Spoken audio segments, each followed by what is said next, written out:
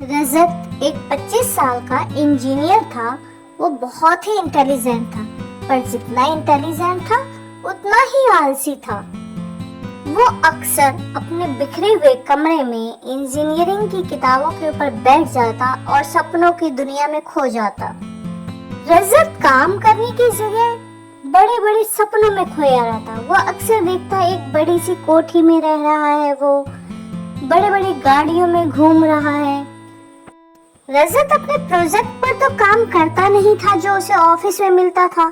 वो सारा का सारा टाइम और एनर्जी तार और हेलमेट बनाने वाली एक अजीब सी मशीन पर लगा देता था।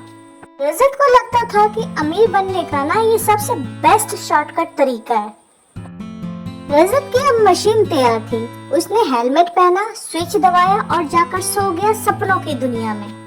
इस सपने में वो एक धूप का चश्मा लगा करके कैप्टन की टोपी पहने हुए शानदार नाव पर सवार था।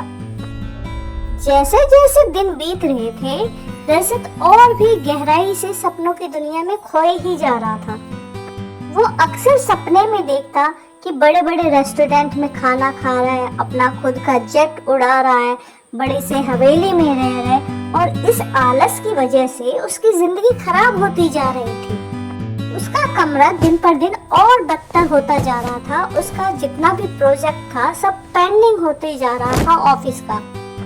एक दिन ऑफिस से मिस्टर शर्मा जो उनके बॉस थे, उन्होंने फोन किया और रजत को बहुत धमकाया कि वो समय पर प्रोजेक्ट क्यों नहीं पूरा कर रहा है।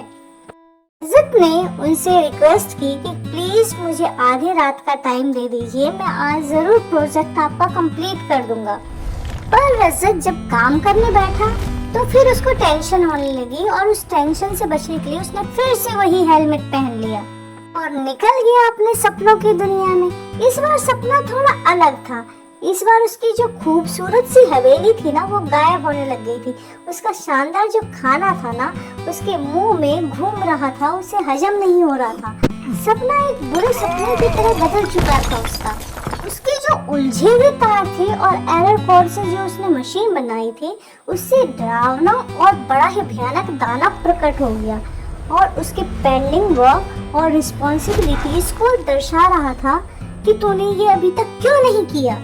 और इस दानव ने रजत को सपने में खूब दौड़ाया, इतना दौड़ाया कि अब उसे महसूस होने लगा था कि भाई अब ऐसे मैं और नहीं भाग सकता। मैं एक इंजीनियर हूँ। अपने सपने में मैंने अपने ज्ञान का इस्तेमाल किया है। उसने अपने सपनों की कार को एक गैजेट में कन्वर्ट कर दिया जो उस दानव को पकड़ सकता था। पर उस दानव को सपने में भी पकड़ने के लिए ना उसे अपने गैजेट पे बहुत काम करना पड़ा। पर जैसे ही उसने उस गैजेट से दानव को पकड़ लिया तो वो सपना बिल्कुल शांत हो गया। अब रजत को महसूस होने लगा कि उसे ये नकली ऐशो आराम तो बिल्कुल नहीं चाहिए।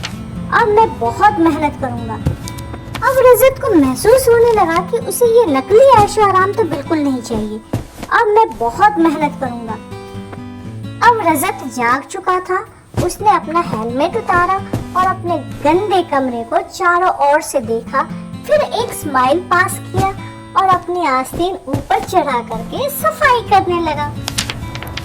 सफाई करने के बाद वो एक मेज पर बैठ गया, अपनी आस्तीन को ऊपर चढ़ा करके, और अपने इंजीनियरिंग के प्रोजेक्ट पर काम करना शुरू कर दिया।